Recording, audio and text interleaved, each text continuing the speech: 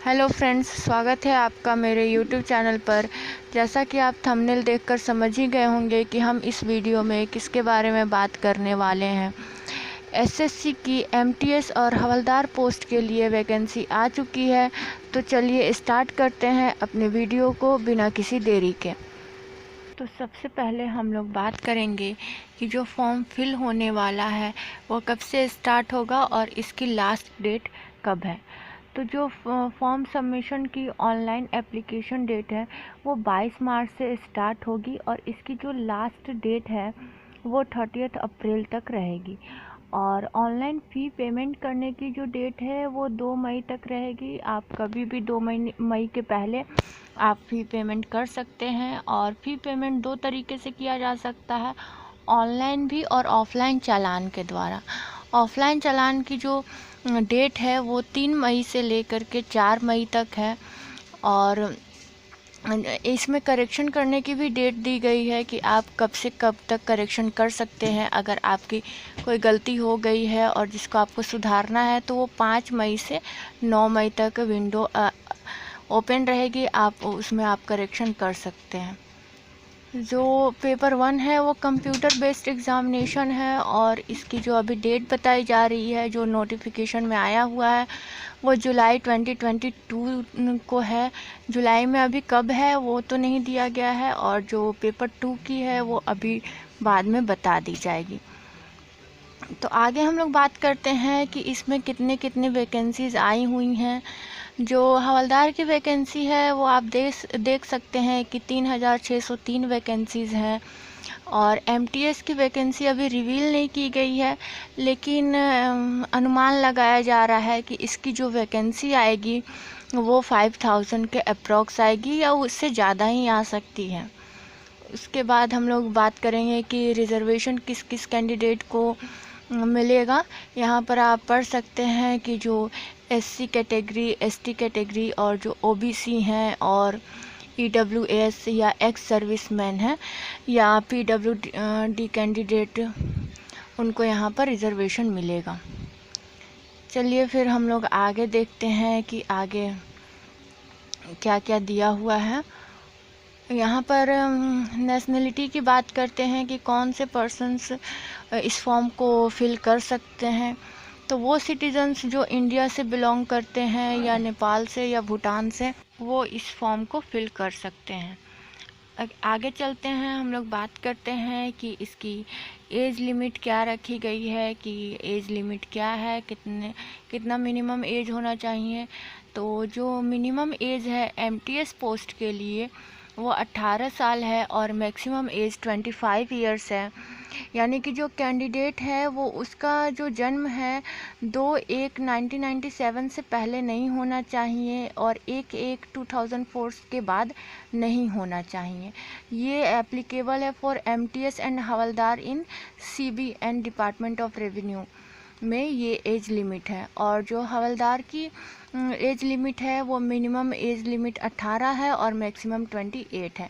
तो जो कैंडिडेट होना चाहिए वो 2 जनवरी 1995 से पहले का डेट ऑफ बर्थ नहीं होना चाहिए और ना ही 1/1/2004 के बाद का डेट ऑफ बर्थ होना चाहिए। यहाँ पर नीचे दिया गया है कि एज रिलैक्सेशन किन किन लोगों को मिलेगा। तो देखते हैं यहाँ पर जो कैटेगरी है एससी और एसटी, ओबीसी, पीडब्ल्यूडी और पीडब्ल्यूडी ओबीसी में एज रिलैक्सेशन दिया गया है। एससी एसटी का जो एज रिलैक्सेशन है वो 5 इयर्स का है। यानी कि आप अगर हवलदार के लिए कर रहे हैं तो 27 में आप 5 इयर्स प्लस कर सकते हैं, या फिर आप एमटीएस के लिए कर रहे हैं तो 25 में 5 ईयर प्लस करके देख सकते हैं। वैसे ही ओबीसी कैंडिडेट के लिए 3 इयर्स, पीडब्ल्यूडी कैंडिडेट जो अनरिजर्व्ड हैं उनके लिए 10 इयर्स और पीडब्ल्यूडी जो ओबीसी हैं उनके लिए 13 इयर्स और जो PWD candidates ST SC category से बिलोंग करते हैं उनके लिए 15 इयर्स का एज रिलैक्सेशन रखा गया है। बाकी आप यहाँ पढ़ सकते हैं जो एक्स सर्विसमैन है या और अदर कैटेगरी के लिए क्या क्या एज रिलैक्सेशन रखा गया है। अब हम लोग आगे बढ़ते हैं और देखते हैं कि आगे क्या दिया गया है इंफॉर्मेशन इसके लिए। तो यहाँ आपका दिया गया है कि आपका क्वालिफ़िकेशन कितना होना चाहिए। तो अगर आप किसी भी रिकॉग्नाइज्ड बोर्ड से आपने 10th कर रखा है तो आप इस फॉर्म को फिल कर सकते हैं। चाहे आप MTS का करना चाहें या हवलदार पोस्ट के लिए करना चाहें, या आप दोनों को फिल कर सकते हैं। यहाँ पर हम लोग आगे बढ़ते हैं और देखते हैं क्या दिया गया है आगे। यहाँ पर जो एप्लीकेशन फ़ी दी गई है कि एप्लीकेशन फ़ी कितनी रखी गई है। एप्लीकेशन फ़ी आपकी 100 रुपीज़ है, और जो यहाँ वुमेन कैंडिडेट और कैंडिडेट बिलोंगिंग टू SC और ST और PWD और एक्स सर्विसमैन है, उनके लिए यहाँ पर फ्री है एप्लीकेशन करना। और यहाँ पर दिया गया है कि आप ऑनलाइन कैसे पेमेंट कर सकते हैं, भीम UPI से, नेट बैंकिंग से, वीज़ा से, मास्टर कार्ड, रुपए, क्रेडिट कार्ड, डेबिट कार्ड से आप कर सकते हैं। और नहीं तो अगर आपको ऑफलाइन पेमेंट करना है तो आप SBI ब्रांच से जा कर के SBI चालान कटवा करके आप फ़ी का पेमेंट कर सकते हैं। आगे यहाँ पर दिया गया है कि जो आप करेक्शन कर सकते हैं, ये आप 5 मई से लेकर के 9 मई तक करेक्शन किया जा सकता है। और इसमें बताया गया है कि अगर आप फर्स्ट टाइम करेक्शन करते हैं तो आपको 200 पे करना पड़ेगा। अगर आप सेकंड टाइम वही करेक्शन कर रहे हैं तो फिर आपको 500 पे करना पड़ेगा। इसलिए फॉर्म को ध्यान से आप भरिएगा ताकि कोई गलती ना हो। अब देखते हैं हम लोग कि आगे क्या दिया गया है। यहाँ पर दिया गया है कि पेपर 1 में कैसे क्वेश्चन पूछे जाएंगे और कितने मार्क्स के क्वेश्चन पूछे जाएंगे। तो यहाँ पर 4 सब्जेक्ट हैं: general English, general intelligence and reasoning, numerical aptitude और general awareness.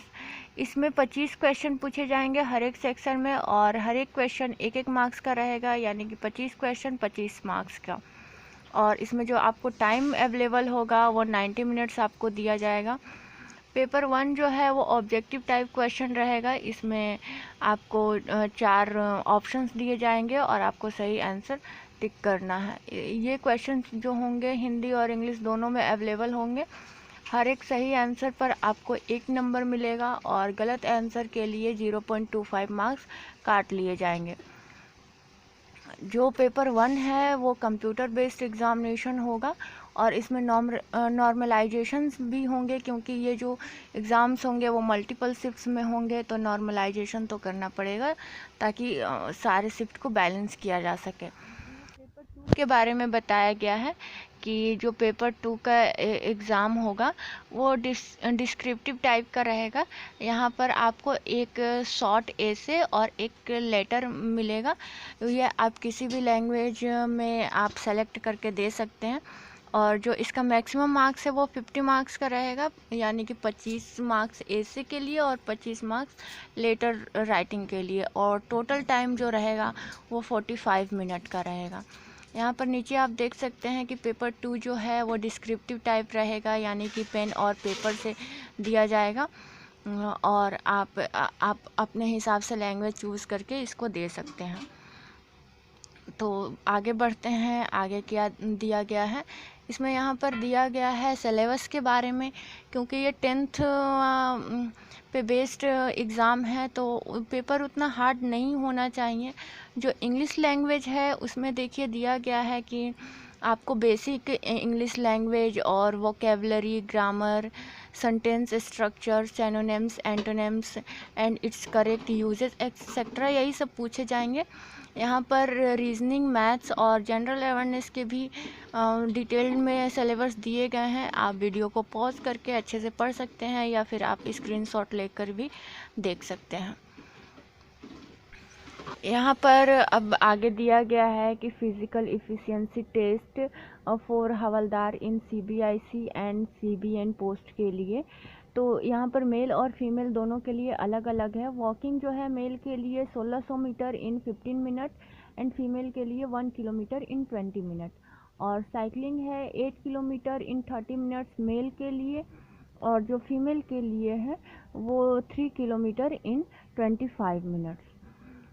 Cycling is not applicable for the post of Havaldar in DGPM or CBIC. Cycling जो है वो CBIC और DGPM पोस्ट है, हवलदार जो, उसके लिए नहीं है।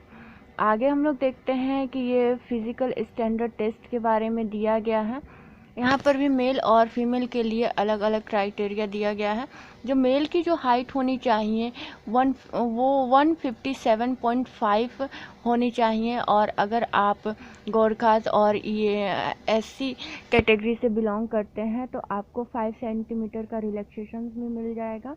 और जो चेस्ट है मेन के लिए वो 76 सेंटीमीटर रखी गई है। और फीमेल की जो हाइट है वो 152 सेंटीमीटर है। और अगेन यहाँ पर भी रिलैक्सेशंस आपको मिलेगा अगर आप गोरखास एंड SC कम्युनिटी से बिलोंग करते हैं। और जो लड़कियों की वेट रखी गई है वो 48 kg है। आगे ये सब जो दिया गया है, ये दिया गया है कि आप जब डॉक्यूमेंट वेरिफिकेशन के लिए जाएंगे तो आपको क्या क्या लेकर के जाना है। तो ये अभी हम लोग के काम की चीज़ नहीं है। आगे हम लोग देखते हैं कि जो मिनिमम क्वालिफाइंग मार्क्स है पेपर 1 और पेपर 2 के लिए वो क्या रखी गई है। यहाँ पर जो मिनिमम क्वालिफाइंग मार्क्स है पेपर 1 के लिए वो UR के लिए 30%, OBC और EWS के लिए 25%, ऑल अदर कैटेगरीज के लिए 20%। जो MTS का एग्ज़ाम होगा वो पेपर 1 होगा, then paper 2 and then document verification. और जो पोस्ट ऑफ हवलदार है उसके लिए पहले पेपर 1 का एग्ज़ाम होगा, फिर फिज़िकल एफिशिएंसी टेस्ट या physical standard test, then paper 2, फिर डॉक्यूमेंट वेरिफिकेशन। यहाँ पर दिया गया है कि पेपर 2 के लिए मिनिमम क्वालिफाइंग मार्क्स कितनी रखी गई है। जो UR कैंडिडेट्स हैं वो 40% और जो ऑल अदर कैटेगरीज हैं उसके लिए 35% रखा गया होगा। तो ये थी पूरी नोटिफिकेशन। होप सो कि मैंने आपकी सारी क्वेरीज़ का आंसर कर दिया होगा, सारे डाउट्स क्लियर कर दिए होंगे। अगर अभी भी आपको कोई डाउट है तो आप कमेंट सेक्शन में मुझे कमेंट करके पूछ सकते हैं। और मेनली मैं एक बैंकिंग एस्पायरेंट हूँ, फिर भी मैं SSC और रेलवेज़ के कुछ पोस्ट के लिए फ़ॉर्म अप्लाई करती हूँ, और मैं अपने वीडियोस में उसी फॉर्म के बारे में या उसी एग्ज़ाम के बारे में रिव्यू देती हूँ जो मैंने एक्सपीरियंस किया है, या उस फॉर्म के बारे में बताती हूँ जो मैं फॉर्म फिल करने वाली हूँ, ताकि मैं आपको एक जेन्युइन रिव्यू दे सकूँ।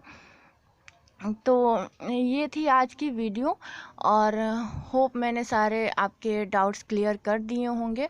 तो ये थी आज की वीडियो। अगर आपको मेरी वीडियो अच्छी लगी हो तो इसको लाइक करें और मेरी वीडियो को शेयर करें, और मेरे चैनल को सब्सक्राइब करना ना भूलें। तो मिलते हैं नेक्स्ट वीडियो में। Thank you for